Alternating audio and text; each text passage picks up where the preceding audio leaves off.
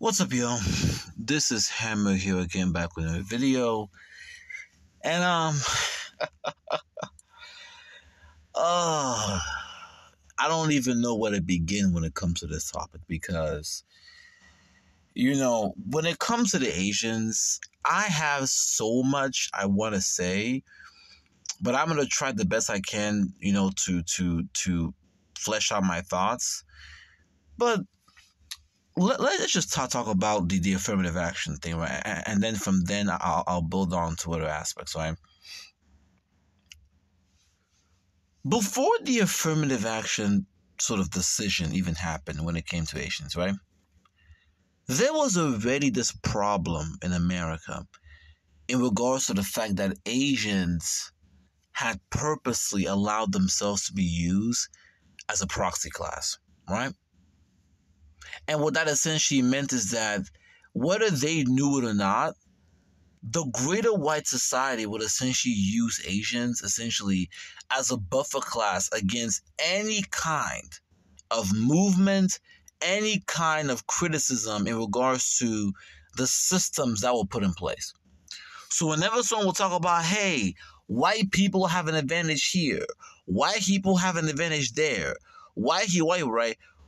The number one retort that you will hear is, well, if what you're saying is true, then what about the Asians? I remember this. Okay. In fact, there is a term for this, right? It's called the model minority myth, right?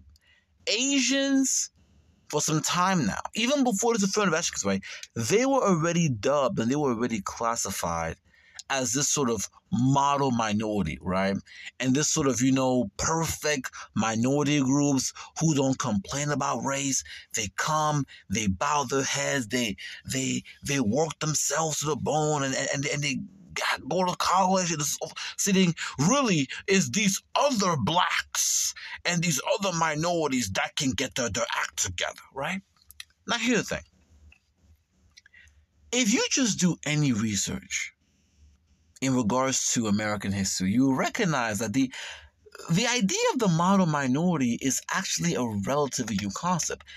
And I believe that once we are able to dive into the history of Asians in this country, the model minority, then I think we'll be able to get into the affirmative action and why this will backfire on the long term, right?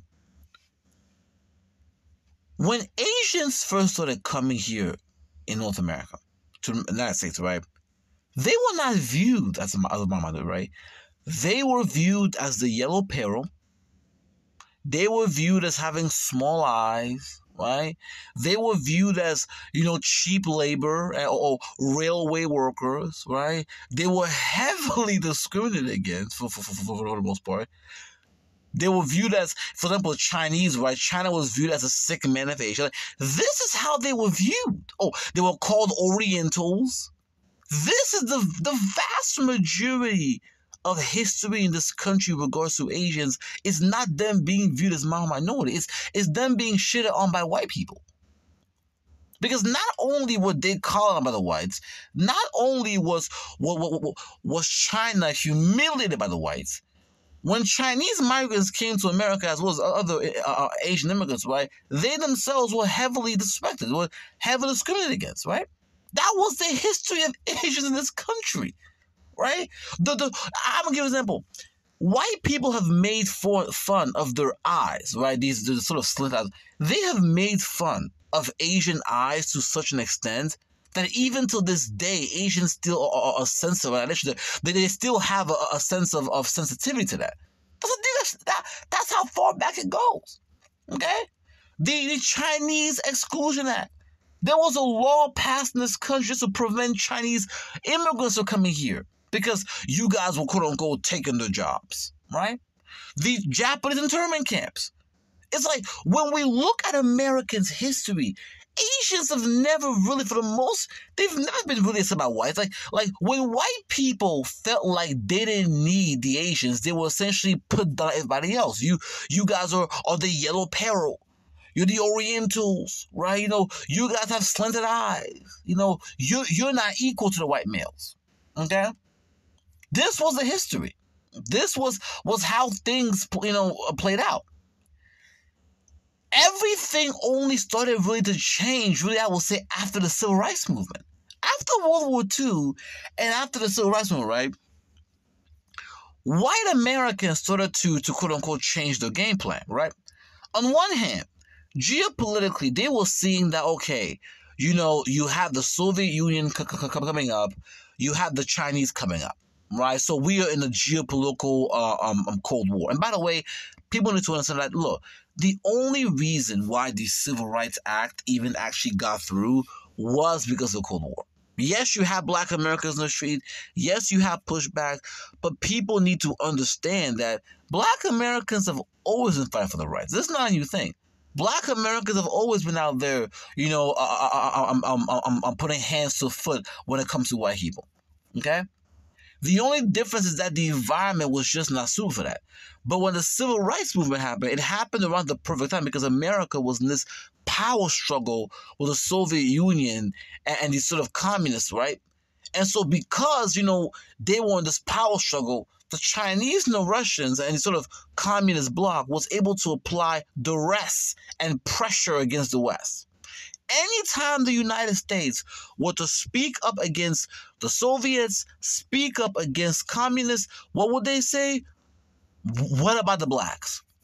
They would always bring up the black. Like, you cannot lecture us about the morality of communism. You cannot lecture us about what the Soviets are doing when you guys lynch and hang your black people. That was the narrative. And so because America understood that they are in this geopolitical struggle and power and global power was at stake, and they were under geopolitical duress and pressure, because every country was saying, look, we may not have the communists, but you're a hypocrite too. This is what put the political momentum behind the Civil Rights Movement. Because they recognized they cannot actively lecture the world about communism, all these things where you got videos of black folks being gunned down and holes in America. Okay? So that's what I got through, right? But once that also got through, another situation occurred. Okay, we were able to deal with the Negro problem, and so now we can more easily advocate for democracy. We can more easily fight against the Soviets because whenever they bring up the Negro problem, we can say, "Well, we passed the Rights Act," right? That was the excuse. That was sort of the game plan. But how are we also able to keep the Chinese and the Soviets at play? I mean, at bay, right? Not only did they pass the Rights Act to kind of, deter any criticism towards America, they also started to, in many ways, formulate Asian allies to help contain China's rise, to help contain the rise of the Soviets, right? And the spread of communism, right? This is what I think, in my opinion, inspired them with America, with the Marshall Plan. Where America said, hey, we're going to invest billions of dollars to rebuild Europe. We're going to invest money to rebuild Japan, essentially turn Japan into a military outpost in the Pacific. And we're going to essentially invest money to essentially, towards South Korea at the time. After America actually helped them in that battle. Because now, so what you had was this, right? America was in a very unique geopolitical position. On one hand, they had to pass Civil Rights Act because people were using the Negro problem to delegitimize any criticism they had towards communism and towards the Soviets. And on the other hand, they had this increasing need of Asian allies to stop the spread of Soviet power and to stop the spread of communism. All of this created a situation in which America not only passed the Civil Rights Movement, but the United States also passed reparations for the Japanese, and America started to import more and more people, I will say more educated Asians towards the country. And the United States completely changed its orientations towards Asians. Asians went from being Orientals, yellow peril, slanted eye, to being model minorities. Because the geopolitical environment had changed. Because now that they needed Asian allies to contain, the whole idea was they needed Asian allies, right, as part of this global strategy to contain Soviet power and the rise of communism. There was now a need to changed their view and changed their approach when it came to Asians who came to America, right? So not only did the Japanese get reparations, right? The country's entire orientation changed with it. This is when Asians became the minorities. This is when the treatment really. This is when whites went. This is, in my opinion, this is when Asians really got the sort of buffer class privileges. Because America was, needed a lot of these Asian countries to be their allies, right? This is what caused them to essentially give Asians in America buffer class privileges, right? And when it came to Black Americans, the civil rights thing was really only as a result to, once again, push back any criticism from the Soviets. Now that you understand this concept, then you understand, then I'm going to explain to you why. Now that I've explained to you the historical concept, right, then I'm going to explain to you why this affirmative action situation is going to backfire on the Asians, right? Everything that happened during the Cold War is what created the environment in which Asians could go from being Orientals, yellow peril, to being the model minority, right? And also another point of that is that because they essentially gave Black Americans civil rights under geopolitical duress, they essentially recognize, okay, how do we then deal with this, right? One of the ways for them to kind of, I guess, hold back Black Americans, despite them giving them, because once again, they didn't want to do it. They only gave them, civil rights because in many ways they had to. They were under too much geopolitical pressure. But fundamentally, they had no interest in really changing Black Americans' underclass status. So Asians became a perfect tool, not only as a proxy to sort of contain the Soviets and contain the spirit of communism, but also as a proxy to delegitimize any criticism that Black Americans had in regards to the white power structure. And this has been the game plan they've used for a very long time, right? And what Asians need to understand is this, right? Is that due to this history, you guys have been able to get buffer class privileges as long as two things were fulfilled. One, you could be used as a buffer class to delegitimize any claims of racism. And two, you guys will essentially be willing to be vassal states for America to be used against anti-Western forces, aka Russia and China. That was it. That's the only purpose you had. The moment either of those things are not necessary, they will put you right back to being yellow peril Orientals. Okay? And so when you had the affirmative action thing, right? One of the main arguments that Asians will argue, because once again, it all ties back, right? Asians were making this argument with affirmative action. Now, okay, we're being discriminated against, we're being held back, and quote unquote, Asians are being discriminated from going to higher, super elite schools, right? And they believe affirmative action. Now, here's the thing. It is very much true that when it comes to Asian applicants, right, Asians essentially outperform everyone when it comes to these scores, ST scores, right? When it comes to the SAT and the ACT, Asians are the ones overperforming, right? And it was true that they were being, a lot of Asian applicants will be held back. But here's what you need to understand, right? It wasn't because of affirmative action. Because when you look at affirmative action, the biggest recipients of affirmative action are actually white women. If you look at all of these elite schools, white women actually, receive affirmative action more than almost any other group, okay? And not just that, Blacks and Hispanics are underrepresented in these schools. They don't benefit that much. Despite the fact that Asians, in my opinion, are discriminated when it comes to the application, right? Asians are still overrepresented in these schools. Okay? And what I was trying to tell them, look, yes, these elite schools are trying to hold back Asians, but it's not because of affirmative action. Because affirmative action mainly doesn't really benefit Blacks and Hispanics, right? It mainly benefits white women. The number one reason why they're trying to hold you back because you guys are encroaching on the territory of white kids. Okay? See, there is no threat of black and Hispanics just completely outperforming whites when it comes to SAT. There's no threat, so they don't really care. But because you guys have been outperforming the whites and you guys are increasingly taking over these elite campuses, you guys are viewed as a threat, right, to white children. You guys are a threat to, quote-unquote, white children and them being able to get into these elite schools. And so, yes, these schools have been holding back Asians, right?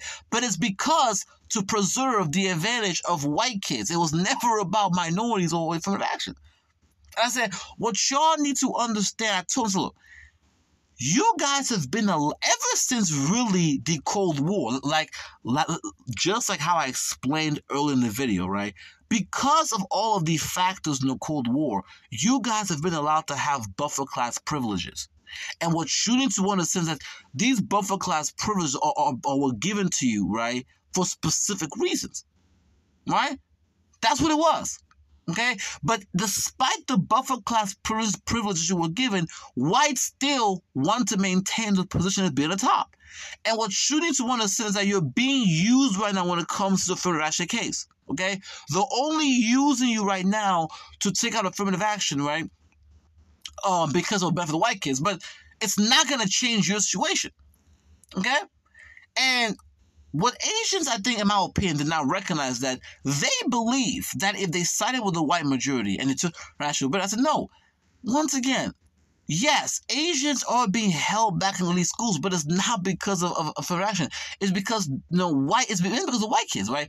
They're trying to maintain the majority of these seats for white children, and because Asia is viewed as the biggest threat to that, because you guys are encroaching on the spaces, right? You guys are taking too many seats. That's the reason why they do, in many ways, grade Asians so hard, or really do hold them back in these obligations.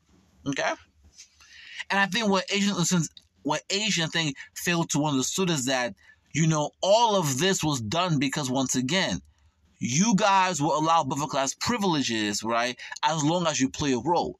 But once again, they were never going to allow you to actually challenge the positions, right? You're never going to be number one. They're not going to allow that. And they don't understand this, right? But nevertheless, they didn't want to listen. They went ahead, they went and sued, saying, blah, blah, Asian American, right? And of course, whites got the way and they struck down affirmative action. Now, you know what happened ever since? After affirmative action was struck down, there was a lawsuit recently, and you guys can see the picture here on the screen. There was a lawsuit that was filed, okay, against Meta, in which Asian Americans, and it's not just them, you had right. So you've had multiple lawsuits now, including Meta, that have been filed by Asian Americans, saying that in Silicon Valley, right, there has been a lot of anti-Asian discrimination, meaning that although Asians make up, I will say, a large percentage, if not a majority, of Silicon Valley workers, the vast majority of the managerial positions and the executive positions are still being run by whites. And they talked about how, they're viewed as nothing more than worker bees, right? And I was like, oh my God. But see, that's not bad enough, right? Then you had another report talking about how Asian students are actually Then you had another report constant, right, that white students have a 28% advantage over Asian kids. Let me say it again. On one hand, this is after affirmative action, right? After affirmative action struck down, you got lawsuits being filed by Asian Americans saying, hey, we're being discriminated against, in these tech fields, and whites essentially maintain the advantage when it comes to managerials and executive position, right? Then you have reports saying that white students have a 28% advantage when it comes to being selected for elite schools. In other words, everything we said was going to happen, right? And even when it came to affirmative action, right, they had to admit that blacks and Hispanics, right, don't benefit that much for the most part. So in other words, Asians just fucking play themselves. Because here's what they need to understand. Right? Just like what I said at the beginning of the video, you guys were given buffer class privileges domestically and globally for two reasons. One, to be used as a proxy to delegitimize any claims of racism in the United States, and two, to be used as vassal states to contain Russia and China. That's about it. But they were never ever going to allow you Asians to really take their spot. Their spot is to the white people want to be at the top. They're not going to allow you to be in their position. Now here's the thing. They'll give you white adjacent privileges, but that's about it. And I said, look, when it comes to affirmative action, it's going to backfire on you, because the reason why you were being denied in these schools was not because of affirmative action. It was because whites did not want you to challenge your position. You guys were encroaching too much on their position. I said, and to be honest, you could actually make the argument that affirmative action actually helps Asians, because at least they have to take a look at your application. Now that affirmative action is gone, they can just say, well, throw your application out the window. They won't even have to take a look at it. Okay? And everything that we said would happen is happening, right? Now that affirmative action is gone, guess what? White students still have the advantage. Asians are still not getting in, right? And of course, you've noticed how, it's so crazy because, there is this channel called Fung Bros, right? Fung Bros is a channel where it's two Asian guys who got popular talking about, Asian cuisine. And of course, like most Asians, they were out here riding the whole knockdown affirmative action, right? And just recently, they had to make a video talking about how even post-affirmative action, Asians, for the most part, are still, having this sort of glass ceiling when it comes to managerial executive positions, right? And you could tell that they didn't know how to react, because it's almost like even they understood that what people like me were saying was true. And look, you were being used. That's all it was. You guys were nothing more than a white buffer class. You guys are nothing more than a white adjacent buffer class in this country. That's it. But the whole idea is that they were never going to allow you to actually challenge the position or actually be in the same position as whites. Now, if you want to go after non-white people, they'll support you. But the moment you go after their interests, it won't work. It's like, I'm going to give you an example, right? When you had that report coming out saying that white kids still have the advantage over Asian students, and that in other words, knocking down affirmative action is not going to help Asians. Asian students are still not going to be able to go into these, are still going to be very much stopped from going to these schools, right? They even talk about how if you're an Asian applicant and you come from an area if you're an Asian applicant, right, and you come from a neighborhood that's predominantly Asian, you will be discriminated against, right? White kids get an advantage, right? Even with that, even with affirmative action gone, they're still going to be discriminated against, which essentially proved what we've all been saying, that affirmative action was not the reason. But here's the issue. Now that affirmative action is gone, you guys are fucked, right? Because here's Asians. Here's what white people are going to do. Now that they have used you to knock down affirmative action, they're now going to go after any race-specific policies. So, for example, they're going to say, wait a minute, why should we have a program only for Asians? Wait a minute, why should we have a policy only for Asians? That's racism. Watch. Why should we have laws only for the Asians? That's what's coming. Now, they've already started with the black people, for example, right? Right-wing groups are, I think, suing, this group, I think, in Atlanta, because it's mostly tilted towards black women. Like, that's what's coming. They're now going to flip the script and say that any program or anything that is specific to any group is racism, including Asians. So not only are you guys still going to be pushed out of these, not only will you guys still get pushed out of these elite schools, they're going to go out of the way to ensure that you guys can't even organize for yourselves, because in the future, any program or any activity specific only to one race, including Asians, is going to be viewed as, oh, this is racism. That's what's coming. Okay? That's what's coming. And I think even these lawsuits, and this was so funny, right? The same Asians that went out to knock down affirmative action are now suing for racial discrimination using the same civil rights laws that Black Americans fought for. This is a problem I have with Asians, okay? This is a problem I have because it's that they, whether they like it or not, they have been put essentially as a white adjacent buffer class, okay? And it's like they have no problem doing the dirty work for the quote unquote white majority, as long as they get their quote unquote white adjacent buffer class. But the moment whites storm to the side, then all of a sudden now they want to rally with all the quote unquote non-whites. They want to rally with the blacks. And no, we're not doing that. And so when I'm seeing these lawsuits coming through, and see, here's another thing I noticed, right? The reaction from white people is very different when the issues in regards to them. What does that mean?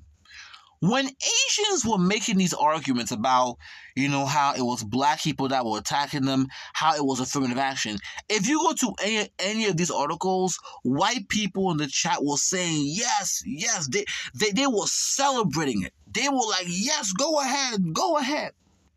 But if you pay attention, the moment Asians started to sue for discrimination because whites were getting an advantage, the moment reports started coming out talking about how white students were still having the advantage over Asians, even after action was taken down, and part of it was legacy admissions, right? It was legacy admissions. Now, you notice, when you look at these same chat boxes, white people, when it came down to affirmative action, when it came down to quote-unquote videos of black second Asians, right, they were for Asians. But the moment the conversation began around, legacy admissions, they will say no. No, legacy admission is not the same as affirmative action. See, legacy admission is about people who have legacy, who've invested, they've put money down. But why? Because they're mostly white, right? So they'll defend legacy admissions, but attack affirmative action. Even though legacy admission has actually hurt Asians more in regards to keeping them out of elite schools, but notice the reaction is not the same, right? When it came to discriminations, when you had videos of blacks attacking Asians, whites in the chat were saying yes. Now that you have articles of Asians suing for discrimination when it comes to whites having an advantage, all of a sudden the same whites that were so concerned about anti-Asian racism are saying, well, it's their fault. They need to stop complaining. They need to pull themselves by their own bootstrap. And it's like, the interesting is that, right, I am starting to see how a lot of Asians now are starting to realize whether they like they're starting to realize whether they like that they've been used. That all that right, all of the privileges, all this is right, they're starting to realize that the white society has given them buffer class privileges and has allowed them to get this far, right? But the moment Asians try to quote unquote attack or obtain the position that white people have, they'll get attacked. As long as you are not trying to attack the white hero's position, they have no problem with you Asians. They have no problem making Asians the white adjacent buffer class, as long as the Asians are not challenging the white power structure. The moment Asians start to challenge the white power, the moment they believe you're trying to take their number one spot, they will smack you down like a fly. You've seen that.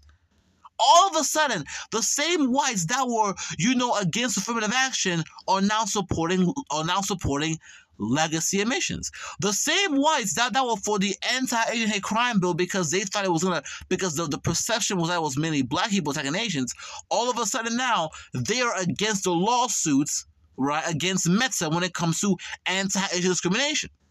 You see this, right? They don't care about Asians.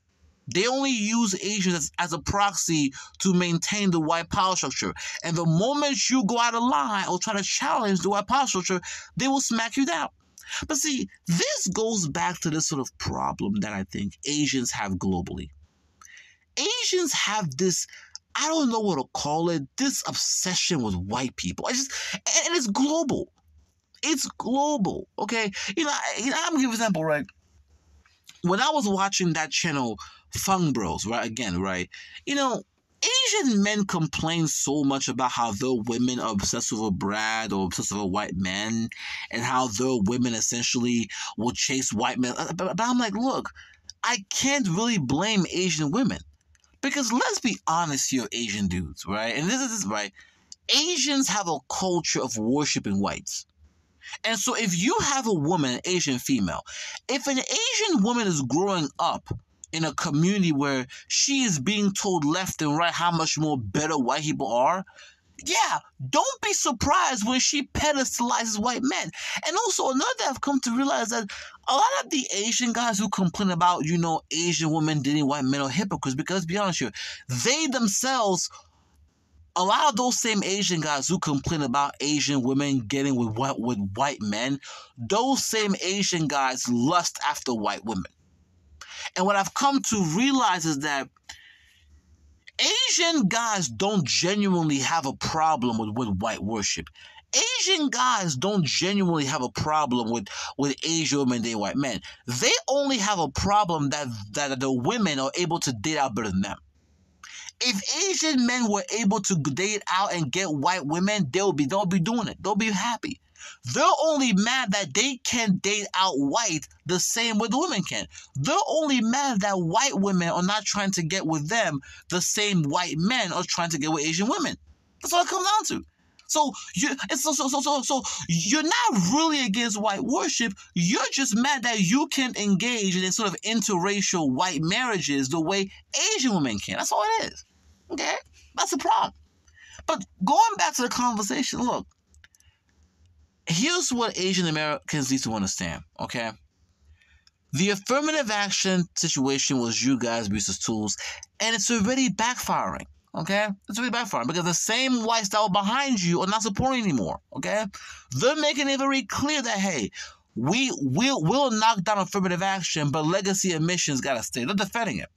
They're making it very clear, hey, we'll support the anti-Asian crime bill against black Americans, but any sort of anti-Asian lawsuit against white corporations in regards to white people, they won't support it. They're making it very clear. Your position is to be a white-adjacent buffer class. That's it, right? But you are supposed to be in a subordinate role to the whites. And the moment you challenge the white power structure, they'll throw it to the ground. And so it's so funny now that all these Asians that were just going around talking about affirmative action, even though, once again, the biggest recipients of affirmative actions are white women, right? Black people and Hispanics are underrepresented, and Asians in many ways are overrepresented, right? Now, I will agree that Asians are being held back in these elite schools. Once again, it's not because of affirmative actions, because you guys are invading the spaces of white children. You're taking too many seats away from white kids. That's it. Okay? And so it's funny how now these same Asians are now online crying about, oh my God, racism. It's like, because there's a way, look, these Asians are now starting to realize that they were used. They're starting to realize that this entire time, right, knocking down affirmative action was really just going to help the whites. And that you, once they were done using you as a buffer class, they're going to throw in the bus. And I have no sympathy. Now, before I go ahead and close the video, let me just tell Asians this is one thing, okay? It's going to get worse. Okay? In fact, just yesterday, I'm going to give an example. Yesterday, I saw a video of an Asian female who went viral on TikTok, right? Because she went to this nightclub, right? And essentially, the white person didn't let her in. And the white person made it clear to her it was because she was Asian. And this is, remember, she was with a white boyfriend. She was with a white boyfriend, and the white guy said, you're not coming in here. And she was online crying. And I'm just like, it's happening. We're seeing it already, okay? And that's the reason why I began the video talking about the history in this country. Like, Asians historically have never really been liked by whites. If they've always been viewed as a yellow peril, Orientals, right? Okay, everything only really started to change because of the geopolitical context of the Cold War, in which Asians became a buffer class in the United States and became vassal states in Asia. That's it. But I said, all of that is under the precondition, right, or the prerequisite that you support the white power structure. But I said, the moment you go against the white power structure, or the moment they no longer see a use for you, they will throw you to the side. And so it's so laughable seeing these same Asians crying. Like, every other day I'm seeing Asians, I'm crying about all of this racism they're getting from the white. I'm like, dude, I don't care. Okay? We tried to tell you. White people, white Americans now feel like white Americans, as a group, they now have this feeling that they don't need you anymore. That now that they have fully used you as a buffer class, they don't need you anymore. And now that they feel like they no longer need Asian, in other words, your purpose has been served. You were a useful tool. Okay? Now that your purpose has been served as a quote-unquote white adjacent buffer class, yeah, they're throwing you to the side. They are putting Asians right back to Orientals. They're putting you right back to being the yellow. It's coming back. Okay, it's coming back. And I have no sympathy for it because, in my opinion, we told you didn't want to listen. But that being said, tell me what you guys think in the chat about this. Do you agree with me, disagree with me? Add the comments below and we'll go over it. But at the end of the day, man, it's really going to be fun. It's gonna be amazing seeing all these Asians who allowed themselves to be a buffer class of whites being thrown on the bus. It's gonna be amazing seeing white people put them right back to being Orientals or the yellow peril. It's gonna be amazing. Because now you're going to realize how much of a tool you really were. But with that being said, y'all, make sure to like, subscribe, hammer out.